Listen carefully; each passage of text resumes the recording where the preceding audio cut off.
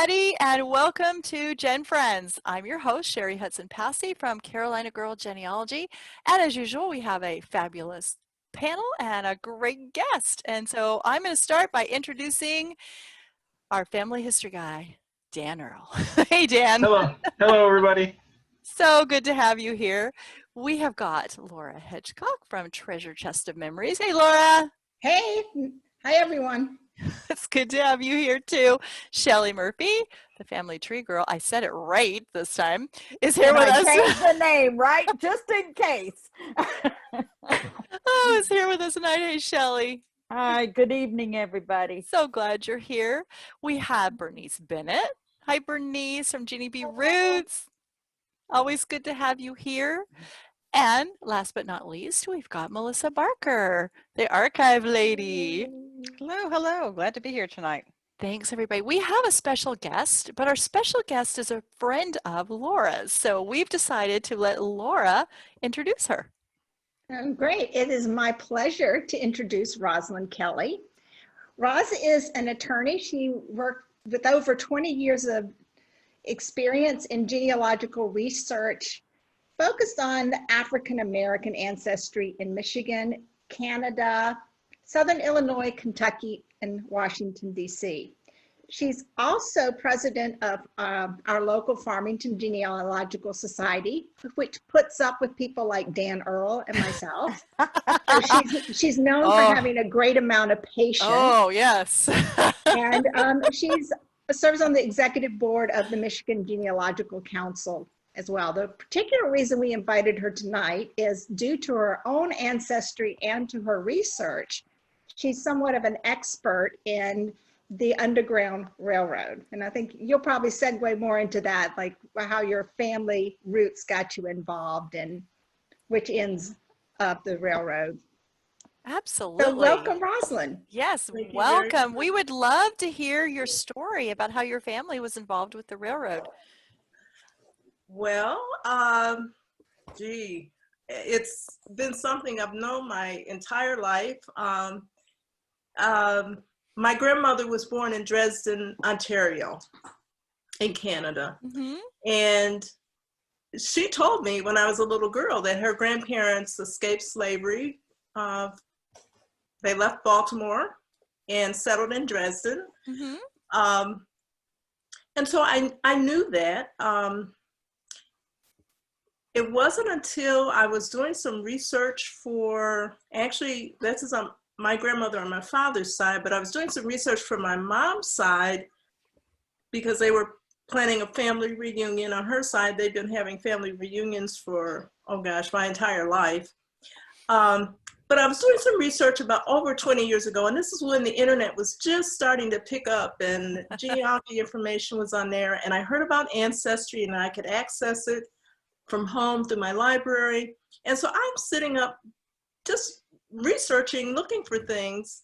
And I don't know what led me to the Olive Tree website, but I saw something that said Fugitive Slave Narratives in Canada. Wow. And I clicked on it and they had Dresden. So I clicked on it. And the very first thing that popped up was the fugitive slave narrative of my ancestor, William Henry Bradley. My gosh. And so this, you know what, we're researchers. We know you just didn't happen to find that. They want their voices heard. You were led to that. Absolutely. It was no accident. He wanted me to find him. And I absolutely, I mean, just totally lost it. Oh, and my children, my young adults were children at the time, and they kept running and mommy, what's the matter? What's the matter? And I'm trying to explain to them why I am bursting out in tears because here's his narrative in his own words. And I knew it was him because he starts out saying, I left Baltimore with my wife. And I said, that's what Grandma told me. Now, he also told me he left with his 2 children also, which I had no idea. You mean they left the children also? His name during slavery, which I did not know. Oh, wow. I mean, just a ton of information that just totally still gives me chills. Oh Okay. yeah, Still gives it's me chills. giving me chills, and it's not even my family. But it just created a whole nother, I don't know, level of inquiry on my part. I mean, I called my dad and we went to Canada, and I mean, I live in Michigan. We went to Canada all the time. It was no big deal. But to actually go to Dresden with my dad and mom and my children, and to visit there with him, knowing that this was where his ancestors settled, was priceless. Priceless. So is Dresden a final stop on the? Yes. Dresden is just about, it's outside of Chatham. It's out in the middle of nowhere, out in the country, dirt roads. So it was a terminal stop. Yes. The book Uncle Tom's Cabin was based on the autobiography of Josiah Henson. Josiah Henson established Dresden, the Dawn Institute in Dresden, as a place where fugitive slaves could get help, could get resources, could find work. He had there was a school there. There was he had, I forget now, not a mill, but there was another training facility there. So he helped people get established once they got to freedom. And that's where William Bradley settled and stayed for the rest of his life. You mentioned the community or the town, the area, Dresden. Is there links to Germany there? Isn't that Dresden, or is it the last name Dresden? There's something very, I keep wanting to think of China, but it's not China, but there's a Dresden something. There is a Dresden in Germany. Germany, okay. And I don't know, I'll have to do a little more research, Shelley, because I don't know offhand if there's a connection to Germany there. And there may be, which is why it's not as Dresden. I'm just wondering. But I don't know. I know there's a Dresden, Tennessee, which totally unrelated to the Underground Railroad, but on my mother's side, her ancestors came from Dresden, Tennessee. Really? Oh, wow. Yeah. Well, Bernice says she's got a question. So let's. Yes, well, what I want to know is, did he mention in the narrative how long it took him to arrive in Dresden and the people that assisted him on his journey? No, he did not. He mentioned leaving with his wife and his 2 children, and the year that they left, let me look at it real quick. He mentioned being a bond servant and being a field servant and a farmhand and how much harder that was. I know from my grandmother that he was the coachman for the family. And that his wife was a house slave. And one day when the master was away, she dressed in the mistress's clothes and they rode away. Oh my God. I don't know how long it took. I know, right? I don't know how long it took, but I know that they left Baltimore. I know that they went to New York. Their oldest son, interestingly, was named Abram Young Bradley. William Bradley's name during slavery was Abram Young. So when he got to freedom, he named his firstborn son after himself. The census records in Canada all indicate that his son was born in Canada. Abram and my great-grandfather, William George Bradley, came to Michigan after the Civil War. And every census record that I see Abram Young Bradley listed in, he indicates he was born in New York. So I'm not quite sure, but I So do it's believe not on the path or New on York. the route type thing, Yes, maybe? I Oh, believe okay. on the route, On the and route. that they were in New York for some period of time near Rochester or Seneca, right across the border from Canada. I see. Yeah. Oh, okay. Yeah. Melissa says she wants to share something. Well, it's not about the Underground Railroad, but it's related. I'm actually reading a really good book called The Widow Washington Ooh. about Mary Washington, George Washington's mother. Uh-huh. And I'm actually, I'm not an enslaved scholar, or I don't do a lot of that type of research. I do a little bit being in Tennessee. I'm a professional genealogist. I do client work for Tennessee. And so you can't do Tennessee research if you go back too far without, Right. doing some of that work. So I do some, but I'm not an expert. But I've been reading this book, and it's really been a great education on the enslaved, not only with his family, because the author was fantastic. It reads really academically. There's a lot of great resources in the bibliography.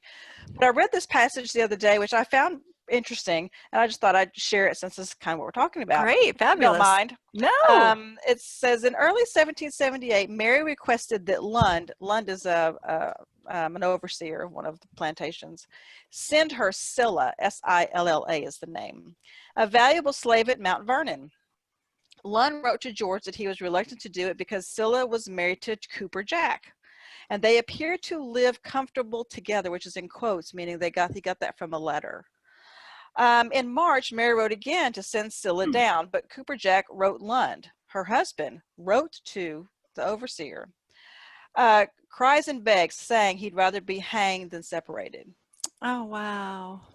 Mary apparently expressed no scruples about separating the two. Her reasons for wanting Scylla are not documented, but it is possible that her trusted cook, Sue, had died.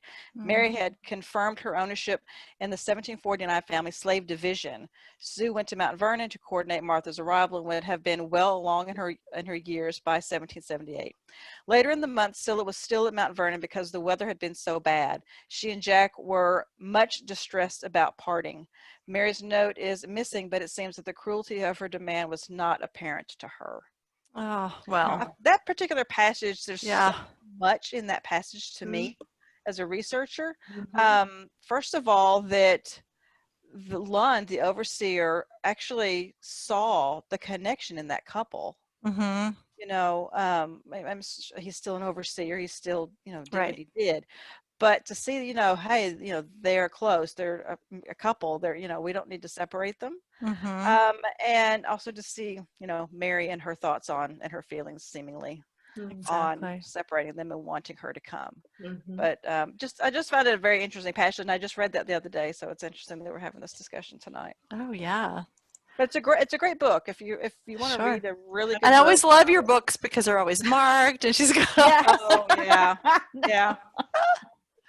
That sounds really good. We'll put that in Yeah. the link for the show notes so people can look Who's at the that. author? Will you put that in the chat, please? It's Thank you. Martha Saxton, Saxton. I thought that's who it was. Yeah, that looks fabulous.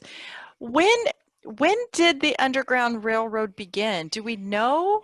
I mean, because it was probably going on before people even realized it was happening, but is there a time period when when did it start? Do we even know? I don't know when it started. I know that William Bradley left in about 1850.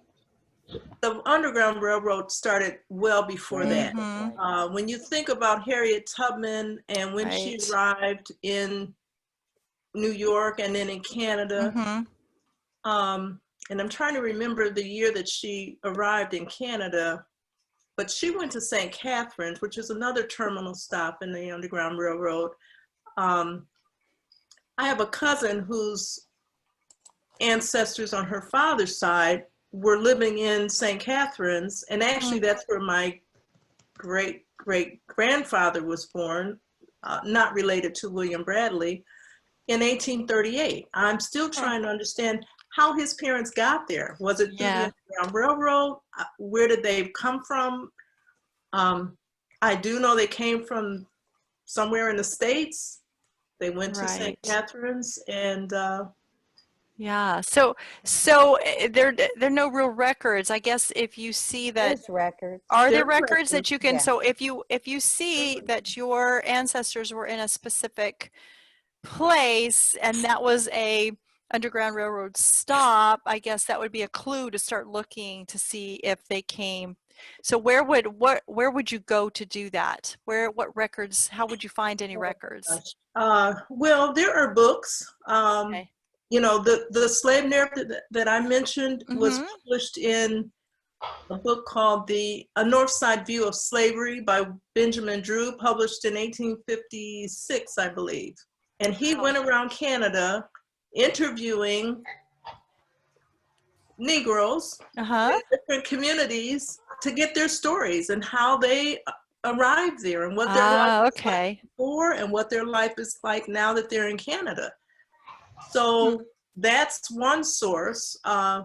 William Steele's book, The Underground Railroad, William Steele was an abolitionist who kept records of the people that he assisted and who he was helping, what their story was, you know, and he'd help them get from point A to point B.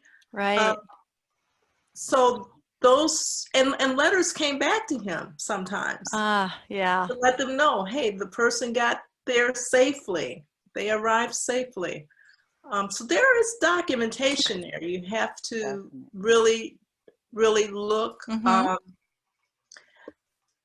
Yeah, interesting to, Melissa, you talked about, you're reading the thing about Mary Washington.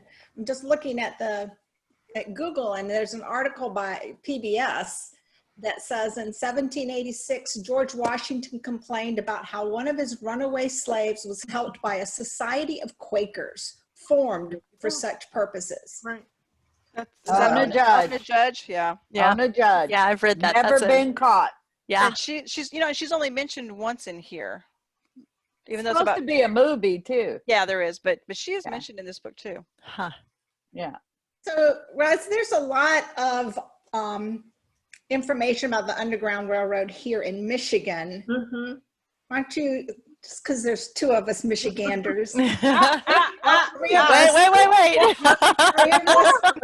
of us, why don't you throw some of that out to the universe? Well, there's Michigan territory. Yeah, I mean, because Michigan and Detroit in particular is right there on the Detroit River. You're right across the river from Canada, from complete freedom. And so there are places like the Second Baptist Church in downtown Detroit that was a stop, like a final stop on the Underground Railroad before people took the ride across the river to Canada.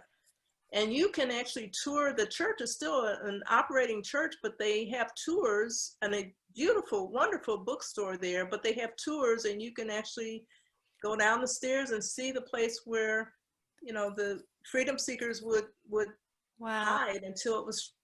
Yeah, I've done that tour. Isn't that wonderful? Yeah. Oh, if the walls in that church could talk. Oh my goodness. I know, right? The stories. Yeah. Yes. But the Detroit Historical Museum has a really wonderful display.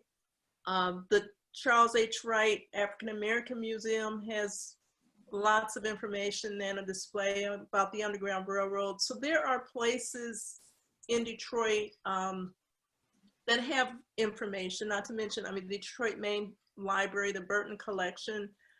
There are resources available. You just have to dig.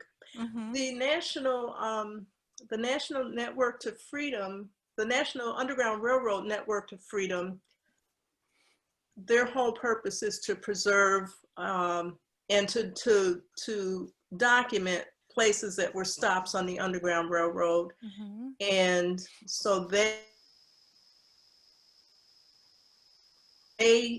they do that, and they create markers and historical markers for those places that they can document where actual stops on the Underground Railroad. And there's a Michigan, and I don't know that every state has it, but Michigan has a, I have to always look at the name, it's the Freedom Trail Commission. And so they do the research and documentation for places in Michigan, and there are many, many, not just in Detroit, but here in Farmington, in Ann Arbor, Ypsilanti, Wow. oh my gosh, Northville, Cassopolis. There are communities all around Michigan that were places that assisted and aided freedom seekers. Wow. So, That's fabulous. Now, do they also document those people that helped? And I'm wondering if those people that were part of the underground, part of the group helping get these freedom seekers to Canada, to freedom, if they felt like they could come forward for a long time after the Civil War. come forward as in I was let people helping. know that they were helping. Yes.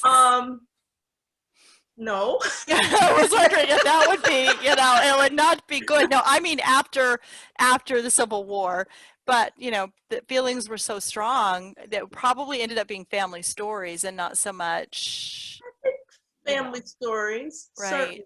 Family stories. I mean, I know here in Farmington, one of the Nathan Power was an abolitionist.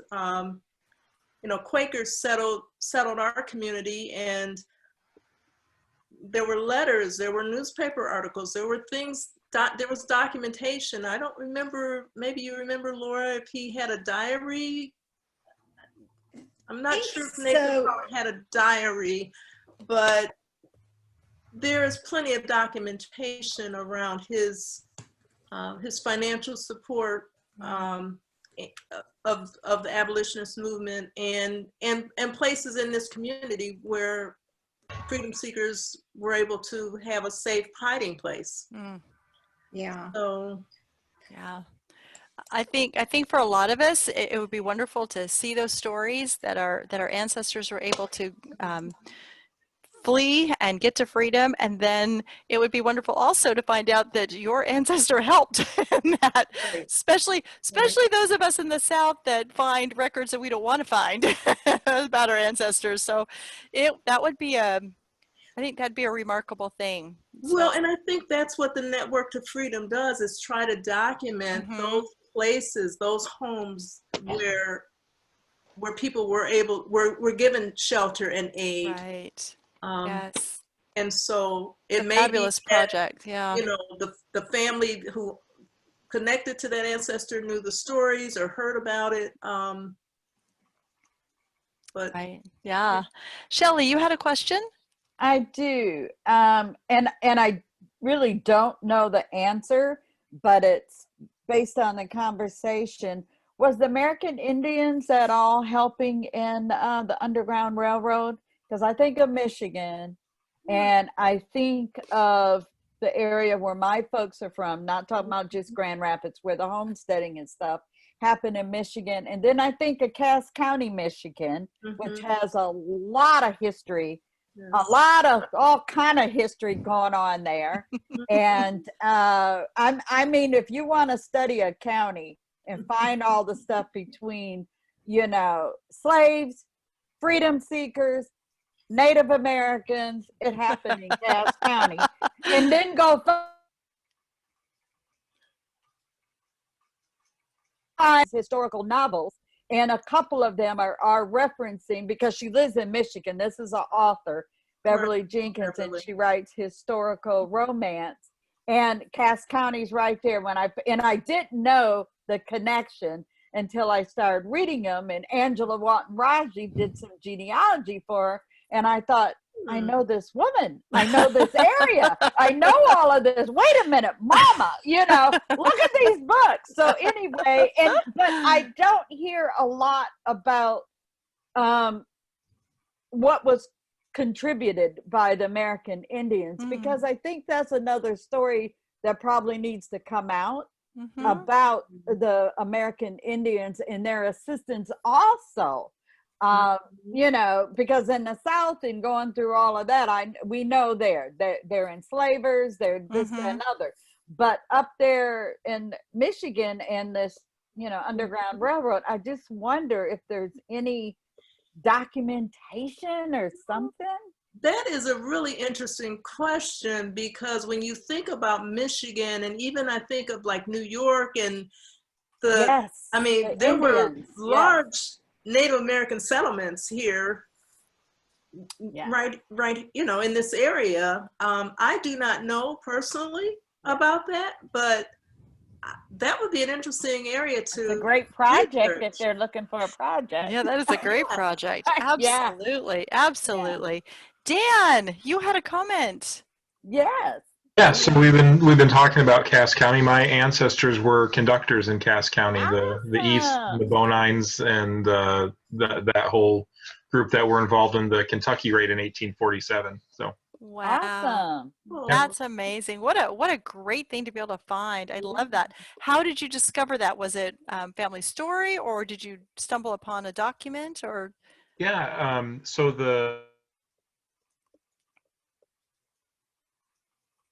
I was in Cass Society, and one of the curators there had pulled up this newspaper article on the old church that was across the street from the cemetery that my ancestors are buried in, the old Quaker cemetery in Vandalia.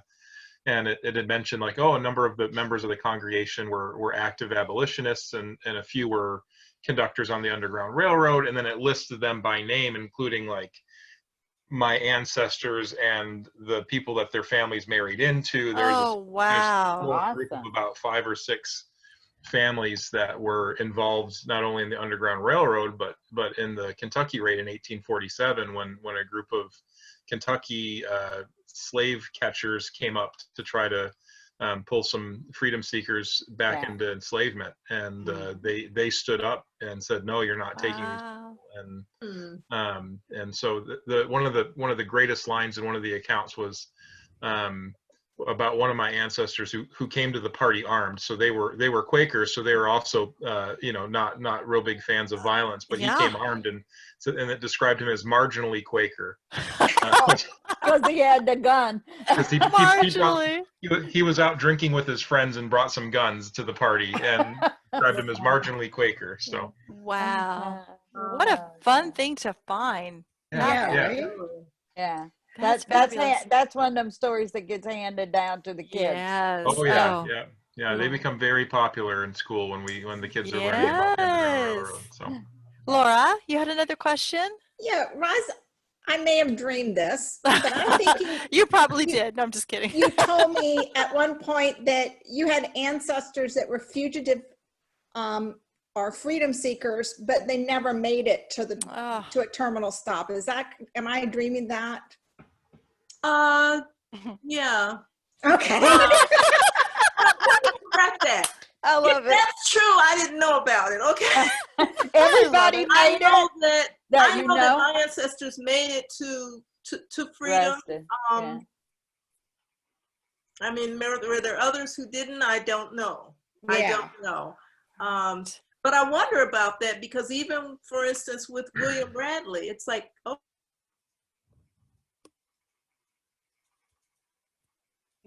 your siblings, you're originally behind. But you raise a good point, because, and I'll share this, but I also want to share a couple of books that I think would be really good resources. Oh, wonderful. I'll do that, and then I'll share this story. Okay. And Dan, your story made me think of this. I've Got a Home in Glory Land by Carolyn Schmaltz Frost, which is a story about 2 people. The Blackburns actually escaped from Kentucky. They got to Michigan, and they were, I believe, in Detroit. And slave catchers tried to capture them to take them back. The community wasn't having it. They got them over to Canada. And so this is their story. It's fascinating. And they settled in Toronto, and that's where they stayed. The other one that I really like is A Fluid Frontier. This is a collection of writings by historians on the American side and the Canadian side. It's about the importance of the Detroit River to the Underground Railroad. And Carolyn Schmaltz Frost and Vita Smith Tucker are the editors of the book. So it has this fascinating information about how the riverfront was so important to, the Detroit riverfront was important to the Underground Railroad. But the last book I have to mention, and I'll mention one other before that, The Underground Railroad in Michigan by Carol Maw. If you're interested in Michigan in particular, she has done a tremendous amount of research about places in Michigan that were abolitionists and stops on the Underground Railroad. But my favorite is A Shadow on the Household by Brian Prince. And the reason that this is such a tremendous book for me is because Brian wrote this. I've met Brian. He's actually an Underground Railroad descendant in Buxton, Ontario. I've known him for years. I did not know he had written this book. But I was trying to figure out why this name kept popping up when I was searching for my Bradley ancestors. The name Annie Marie Weems kept popping up. And I decided to take a closer look. And when I Googled her name, Brian's book popped up. And I said, what in the world? And in the very front, he's got a family tree. And Annie Marie Weems was trying to get to Canada to her aunt and uncle. And she was leaving Rockville, Maryland. And I'm thinking, what aunt and uncle was she trying to get to? The Bradleys. Aunt was my ancestor, Annie Marie Bradley. She was named after her aunt. Oh, gosh. And her mother, Arabella Weems, was married to John Weems. They were sisters. And so through his research, I've been able to connect with descendants of the Weems family. Oh my gosh. Oh my gosh. We're just, yeah. Yeah. I love it. Oh, what a wonderful, wonderful thing. But the research that he has done in here, it's about the Weems, but in telling their story, he's also telling part of the Bradley story. Telling your story. Yeah, so many, exactly. I mean, so much research here for me to follow up on, to learn more about how the Bradleys were able to get to freedom. So to be able to connect these two branches of the family again has been phenomenal. So have you been able to go to where they originated in Baltimore and find anything? Yes. Yes, I haven't gone there to research.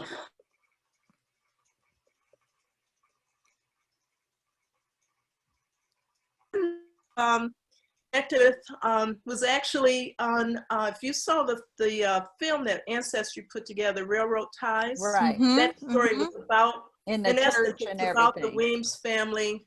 And so he put me in touch with one of those cousins. She planned a family gathering in Washington, D.C., and we took a trip to Rockville, Maryland. We saw where our ancestors were enslaved and where they fled to freedom, because the niece did get to Canada, and ultimately her mother and father and all of her siblings all got to Canada. Oh, wow. They didn't stay. After the war, they went back to Washington, D.C. The Bradley family stayed in Canada. So hence, all these years later, I had no idea I had ancestors in D.C. Family there. They had no idea they had family in Michigan. Wow. And we were planning a family gathering to go to Canada this year, and COVID stopped us. We can't even go to Canada right now. Exactly. I don't think they're gonna let us in. The latest I heard was mid-October, but I don't believe it. Oh gosh. Shelley, you said you had a comment? I do. There's been a common theme, and it hasn't been mentioned yet, and I think of it is the importance of the water. And that's one of my little things: follow the money, the land, the water, da da da da da. And the reason I say that about the water and these freedom, trails and things like that, because I was working with a researcher up in Jefferson County, Virginia, now West Virginia. And we were trying to come up and find information about the boatmen who had been enslaved. Some were free, and my ancestor was a free boatman. And so what the stories that we're hearing or heard was that the boatmen were helping people cross, and the Potomac and the Shenandoah come together at Harper's Ferry. Ah.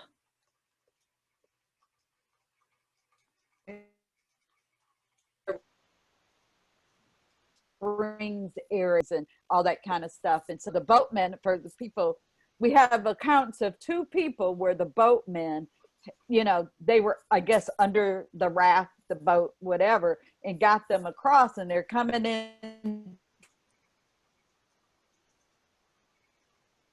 Maryland, their escape. But the boatmen and the river is so important, Yes, for these underground railroad trails, you know, because they're not that far. It's going to be that water to get people Sure. going north.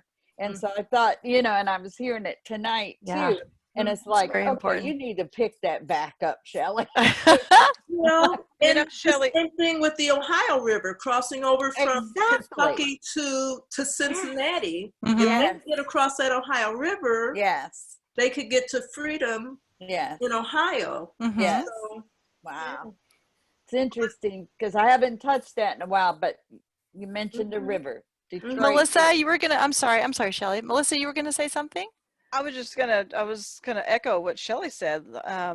You know, I do a lot of newspaper research, and we have a newspaper that's in the next county over, Montgomery County, which is where Clarksville, Tennessee is. It dates back to 1810. They have newspapers that date back to 1810 that survive, Wow. and good runs of them. And so, but I've seen ads in the paper where they're looking for runaway slaves, and we have the Yeah. Cumberland River that Mhm. runs, you know, downtown Nashville. That runs through Right. Clarksville, downtown Nashville to Sure. Tennessee. And so that it just, like Shelley, it just made me ding up here, you Yeah. know, because they would mention in the ads, you know, we believe they caught a boat on the river, or Mhm. you know, and so that makes perfect sense. Sure.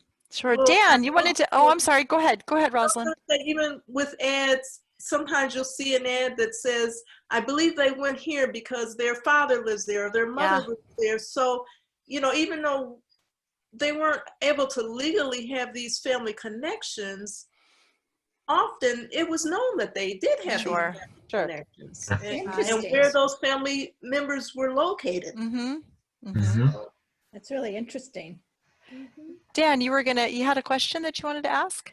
Yeah, well, first a comment on that. So my one side of my family were conductors on the Underground Railroad. The other side were enslavers. So it balance, I guess. I don't know. But I've been able, and they were enslavers in Maryland. So there's a lot of connections there. It's a lot of the things that you've been talking about. And so I've seen, like was just said, a runaway slave ad that one of my ancestors put out. Mm-hmm. That was looking for a young lady named Dinah, who was heading up to Baltimore to go visit her brother that was enslaved up in Baltimore. So, which brings me to the other question I was going to ask Roz. You'd mentioned the surname Weems. Does that tie back, do you know, to any families that enslaved that particular group? That I do not know. I know that my ancestor's sister Arabella married a free Black man, John Weems. And so I haven't researched the Weems family per se. But yeah, I'm curious about that. And I don't know. Okay, because some of my Weems were slaveholders in Anne Arundel County, Maryland. So I've got some stuff. I've been able to identify by name around 300 or so people that my ancestors enslaved just through different documents. We might have to talk. I was Dan. just gonna We do, say, yeah, we have y'all to need talk. to. So I might be able to connect them back in. Wouldn't so. that be something? That would be awesome. You have to report back and let us know. I Absolutely. wondered, you know, like, he was free. Okay, how did he get free? And who were That's his what other I wondered family too. members? Yeah. And Find that woman. Well, I'm saying that because, you know, of course, Virginia kicks off the code or the law, you know, that you go by the status of the mother. That's right. And that's That's the right. root of probably everybody else's, whatever law they changed to. But another comment when you talked about, you know, Maryland is another one of those states, Ohio, Michigan, and things.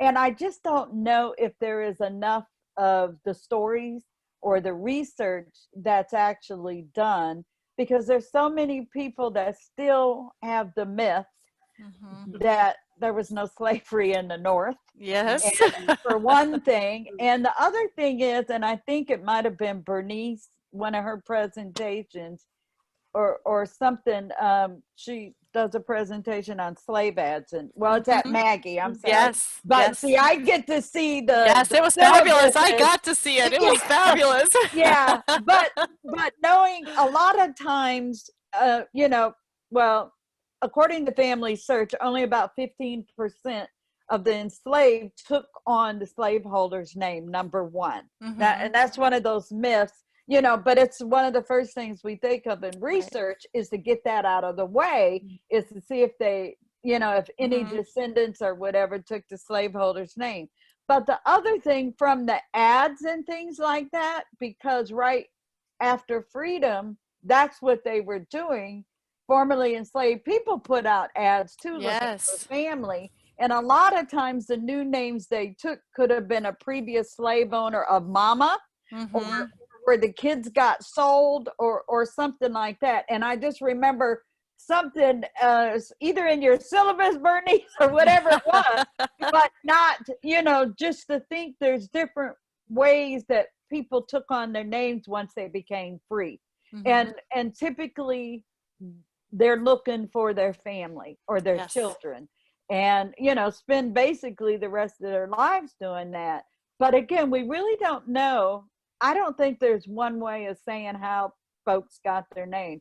I know for my ancestors that were enslaved, I know Murphy didn't come over from Africa. You know, so I know they took it and grabbed it the same as everybody here. You know, our names came from somewhere, and there was a lot of changing of the names. And, you know, we don't even want to discuss the spellings, but just that the naming patterns are interesting when you do slave era research. And I guess that was my bottom line, is to pay attention to where someone got sold, you know, be it on the Underground Railroad. It could have been the family that helped them, and they took on that name, you know, on the route to freedom and stuff. So thank you, Bernice. You just, something threw me back. What's unique about those ads is that those ads are very descriptive. They will tell you more information than what you could have imagined getting, because they will describe the clothing, the height, what they went by, what they left with, where they think they were going. Information is there. And for me, I don't think people spend enough time looking at those ads. I agree. Well, you can see it stuck in my head. Good teacher. Yep. I think Bernice, during your class, one of the most interesting ones that I found was they gave the description, what the man was wearing, but then they said, but he'll probably change his clothes to disguise himself. And I'm like, you think? It's just like, well, really? No, I wouldn't think, because they would, if they're running away, they're not stopping and changing clothes. Well, some of them, they thought they were that's going a to diversion. family. They thought they were going to family, and so they figured they would help them. Yeah. So Yeah. you're right, Bernice. They're very, very descriptive, very descriptive. So, and they knew, you could tell they knew that they were, you know, other family members had run away and they hadn't seen them for years. And every time that I see one where, you know, it's been years since, you know, they're still looking for this person, I'm like, yes, they must have gotten away because, you know, they may have died on the trip, but I want to believe that they made it to freedom. They made it. Yes, they made it to freedom. Yeah. This So has been. Go ahead. Another myth is that a lot of people believe that there weren't enslaved people in Canada. Oh, but it was just there were. How do you say that? Reciprocal agreements Yeah. between the countries that made U.S. Yeah. freedom seekers safe in Canada and vice versa. But it wasn't that. So there's a lot of misconceptions around that as well. Yeah, remember the Book of Negro movie, if you watch that, and there was a portion they were badly treated and everything, so it really wasn't a safe haven in some areas, you know, as much as you think. That labor was used in Canada just like it was here. Yeah. I'm going to say on the mainland here, whatever you want to call it. And discrimination and separate existed as well, because that was one of the things that I learned about, particularly in Dresden, was all of the racial tension and the segregation of the schools. So even though they were free, they still had difficulties. Absolutely. In living. Yeah, this has been such a wonderful conversation. Is there something, Roslyn, that you wanted to let us know that maybe we didn't ask you about, that you're just, you know, something they want to make sure that you get the information about? I can't think of anything. I really wanted to mention those books as good resources. Well, you could mention your new website. I couldn't mention my new website. Okay. Yes, I've been working on that, and I had Laura test it for me and make sure. I do have a new website. It's called Dig My Roots. M-I. I love that. M-I for my. Okay, we will get that link on. Dig what? Dig My Roots. But my is spelled M-I for Michigan. That is so clever. That is so clever. Yes, I love that. Very, very, that's going to be very easy for people to remember. Yeah. But we will make sure the link is in the show notes, and we'll put the names of all the books and you know, as much everything I can think of that we talked about, and I'll get you to send me stuff too. So make sure I get it all in there. So this has been wonderful. Thank you. Thank you. It has been just a delight. Thank you so much. Thank you for sharing those stories too. They, you know, they give stories like that, give us all hope for looking for our ancestors, right? You know, that genealogy serendipity is real, and we can run across records or people that we're related to in places where we don't even expect. Yeah. So with that, I hate to end this conversation, but I appreciate everybody being here tonight, and we will see you next time on GenFriends. Bye, everybody. Good night. Good night.